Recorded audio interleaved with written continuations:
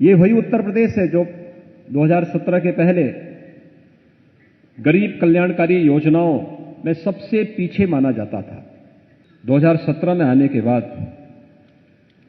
प्रदेश के अंदर न केवल कानून व्यवस्था की स्थिति को बेहतर बनाया है, बल्कि अलग अलग सेक्टर में निवेश की इन संभावनाओं को आगे बढ़ाने के लिए अपनी सेक्टोरियल पॉलिसीज भी प्रदेश के अंदर लागू की, जिसके बेहतर परिणाम आए। प्रधानमंत्री जी की मंशा के अनुरूप उनके मार्गदर्शन में, उनकी प्रेरणा से प्रदेश में अधिक से अधिक निवेश आए, इसके लिए तमाम प्रकार के रिफॉर्म भी प्रदेश सरकार ने किए। आज इसका परिणाम है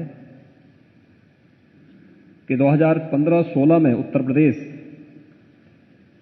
ईज ऑफ डूइंग बिजनेस में 14वें स्थान पर था, और आज मुझे बताते हुए प्रसन्नता है कि समयबद्ध ढंग से किए गए प्रयासों का परिणाम है कि ईज ऑफ डूइंग बिजनेस में उत्तर प्रदेश नंबर 2 स्थान पर देश के अंदर वर्तमान में है।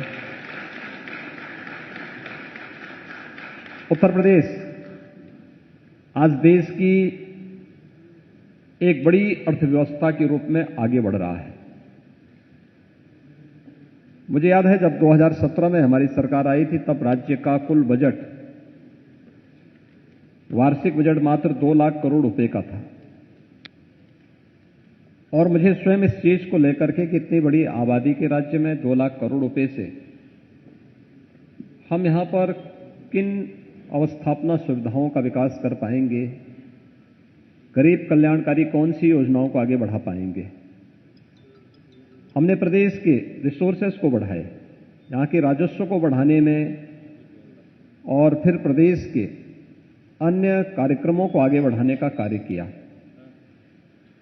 प्रदेश की बेहतर कानून व्यवस्था ने इसमें एक बड़ा योगदान दिया।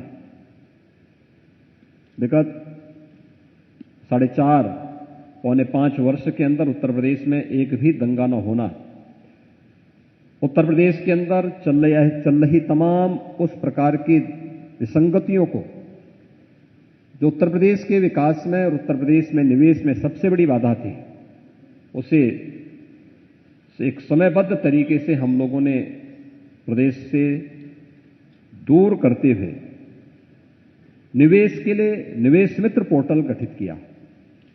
आज देश के निवेश के लिए सिंगल विंडो प्लेटफॉर्म का, यह देश का एक महत्वपूर्ण प्लेटफॉर्म तो बना ही है, जिसके माध्यम से हम लगभग 340 सेवाएं प्रदान कर रहे हैं। और मुझे बताते हुए प्रसन्नता है कि हमने 1 वर्ष के अंदर ही, सरकार गठन होने के 1 वर्ष के अंदर ही अपना पहला इन्वेस्टर समिट किया था, जिसमें हमें लगभग 5 लाख करोड़ रुपए के निवेश के प्रस्ताव प्राप्त हुए, और इसमें से 3 लाख करोड़ रुपए से अधिक के निवेश प्रस्ताव आज उत्तर प्रदेश के अंदर जमीनी धरातल पर उतरते हुए दिखाई दिए हैं। या तो उनमें प्रोडक्शन प्रारंभ हो चुका है, या उन पर तेजी के साथ निवेश प्रदेश के अंदर वर्तमान में भी चल रहा है। हमने कोरोना, इस वैश्विक महामारी कोरोना के दौरान भी प्रदेश के अंदर किसी भी प्रकार के इंफ्रास्ट्रक्चर डेवलपमेंट के या कंस्ट्रक्शन के वर्क को हमने बाधित नहीं होने दिया। हमने वहां पे हेल्प डेस्क बनवाए, हमने वहां पर कोविड केयर सेंटर भी स्थापित किए। किसी भी औद्योगिक संस्थान को हम लोगों ने कोरोना कालखंड में भी बंद नहीं होने दिया। हां, सावधानियां जरूर बरती। वहां पे कोविड हेल्प डेस्क बने, वहां पे कोविड केयर सेंटर भी बने। कुछ वे संस्थान और कुछ राज्य सरकार उनको मदद करेगी, और दोनों ने मिलकर के बेहतर परिणाम दिए, जिससे यहां पर जीवन और जीविका, प्रधानमंत्री जी की भावनाओं के अनुरूप जीवन और जीविका को बचाने में हमें बेहतर मदद मिली। उत्तर प्रदेश, ये वही उत्तर प्रदेश है जो 2017 के पहले देश के विकास में बाधक माना जाता था।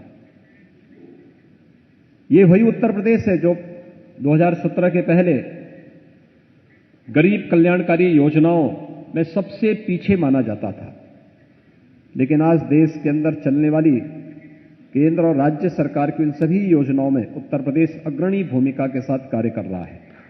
चाहे वह जितनी भी ऐसी योजनाएं हैं, उन सभी योजनाओं को एक क्रमबद्ध तरीके से हम लोगों ने आगे बढ़ाया और विगत 5 वर्ष के अंदर प्रदेश के अंदर इंफ्रास्ट्रक्चर डेवलपमेंट ने भी एक नई गति पकड़ी है। गति और शक्ति एक दूसरे के प्रतीक हैं। अगर शक्ति है तो स्वाभाविक रूप से गति भी होगी, और गति है तो वह अपने आप इस बात को साबित करता है कि इसके पीछे शक्ति जरूर होगी। तो स्वाभाविक रूप से पीएम गति शक्ति इंफ्रास्ट्रक्चर डेवलपमेंट को एक समयबद्ध तरीके से आगे बढ़ाने का एक बेहतरीन माध्यम है, एक बेहतरीन प्लेटफॉर्म हम सबके लिए स्थापित करने जा रहा है। क्योंकि अक्सर होता क्या था, खासतौर पर राज्यों में ये देखने को मिलता था, इंफ्रास्ट्रक्चर डेवलपमेंट का कोई स्कीम बनी तो उसकी जो स्पीड होती थी वह कछुए और कभी कभी केंचुए की चाल से रेंगते हुए चलता था। स्वाभाविक रूप से उसके साथ जुड़ी हुई एजेंसियां और उसके साथ जो एक कॉकस जुड़ जाता था, वह उसकी स्पीड को न केवल बाधित करता था बल्कि उसके माध्यम से एक सामान्य नागरिक के जीवन को भी बाधित करता था, पूरी व्यवस्था को बाधित करता था। लेकिन अब इंफ्रास्ट्रक्चर से जुड़े हुए कोई भी प्रोजेक्ट बाधित नहीं होंगे और उसके कुछ उदाहरण उत्तर प्रदेश ने प्रस्तुत किए। अभी हाल ही में हम लोगों ने पूर्वांचल एक्सप्रेसवे राष्ट्र को समर्पित किया है। 340 किलोमीटर लंबा यह एक्सप्रेसवे लगभग 20 महीने के कोरोना कालखंड के दौरान इस एक्सप्रेसवे को बनाने में हमने सफलता प्राप्त की और प्रधानमंत्री जी के कर कमलों से हम लोगों ने इस एक्सप्रेसवे को राष्ट्र को समर्पित भी करवाया। यह उत्तर प्रदेश के पूर्वी अंचल को, जो आर्थिक रूप से कमजोर माना जाता था, उस क्षेत्र में वहां की अर्थव्यवस्था को एक नई गति देने में इसकी बहुत बड़ी भूमिका होने वाली है। क्योंकि एक्सप्रेसवे केवल आवागमन का माध्यम नहीं, बल्कि इसमें 7 स्थानों पर औद्योगिक क्लस्टर विकसित करने के लिए भी सरकार ने एक व्यापक कार्य योजना को आगे बढ़ाया है और उत्तर प्रदेश की इकोनॉमी को आगे बढ़ाने में इस प्रकार के इंफ्रास्ट्रक्चर एक बड़ी भूमिका का निर्वहन कर सकते हैं। उत्तर प्रदेश सरकार दूसरे एक्सप्रेसवे को दिसंबर तक पूरा करने जा रही है, जो हमारी बुंदेलखंड क्षेत्र को, जो औद्योगिक जो आर्थिक दृष्टि से प्रदेश का दूसरा सबसे पिछड़ा क्षेत्र माना जाता था बुंदेलखंड के सभी जनपदों को कवर करते हुए यह आगरा लखनऊ एक्सप्रेसवे को चित्रकूट के साथ जोड़ता है और दिसंबर तक हम इस एक्सप्रेसवे को भी पूरा करने जा रहे हैं। गोरखपुर लिंक एक्सप्रेसवे पर युद्ध स्तर पर कार्य चल रहा है। मेरठ दिल्ली 12 लेन का एक्सप्रेसवे आवागमन के लिए खुल चुका है।